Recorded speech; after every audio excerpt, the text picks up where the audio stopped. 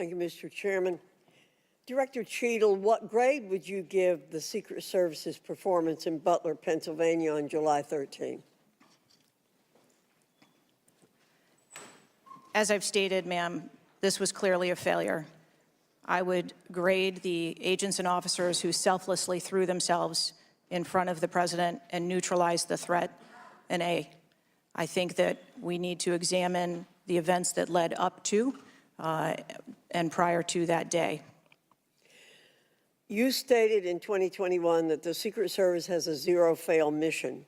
It's clear that the events of July 13 show a cascade of failures that cost Corey Comparator his life, nearly cost former president his life, and injured David Dutch and James Copenhaver. When an agency fails spectacularly at its mission, those responsible must be held accountable, and the problems must be fixed so they cannot happen again. Why should the American people or the officials you're responsible for protecting have confidence in your ability to lead the Secret Service after such a spectacular failure?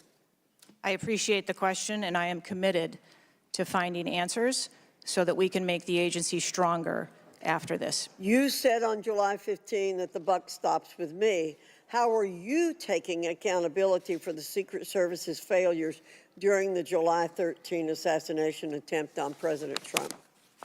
I have taken accountability, and I will continue to take accountability. I am responsible for leading the agency, and I am responsible for finding the answers to how this event occurred and making sure that it doesn't happen again. So I would like to explore how you got the job as director of the United States Secret Service. Is it typical for the director of the Secret Service to be recommended for the role at the behest of a president's family and senior staff, perhaps at the request of Jill Biden or Anthony Bernal? I got the job as a director of the Secret Service because I spent 27 years in an agency with a mission that I absolutely love. I started my career in Detroit. I worked my way up through investigations and protection. Was there competition for the position? You would have to ask those who were involved in the interview process. But you think you are the best person in the country to head the Secret Service? I think that I am the best person to lead the Secret Service at this time.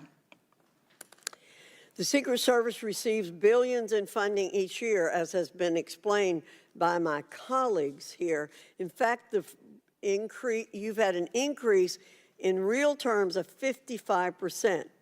As you're no doubt aware, staffing levels for those assigned to protect the president, former presidents, and other senior officials has decreased by about 350 between 2014 and today. Clearly, a lack of financial resources not to blame for the staffing shortage.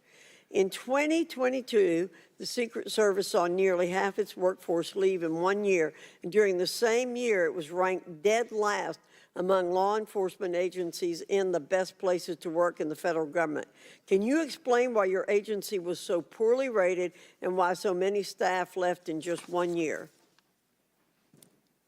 So with all due respect, I dispute the statistic of half of the employees leaving in 2022. I think that that has been inaccurate data that's been reported out there. But what I can tell you is, as I have returned as the director of the agency, we have had an increase in hiring and staffing and an increase in resources, and we are committed to continue to hire so that we can be staffed appropriately to meet the dynamic mission that we have. Well, you may want to dispute it, but it's out there. My understanding, given the high-profile failures and rotten culture at the Secret Service during your nearly two-year tenure, why should the American people have any confidence in your ability to lead the Secret Service to perform its zero-fail mission to protect our senior leaders? The Secret Service has an incredible culture. Our men and women place service over self.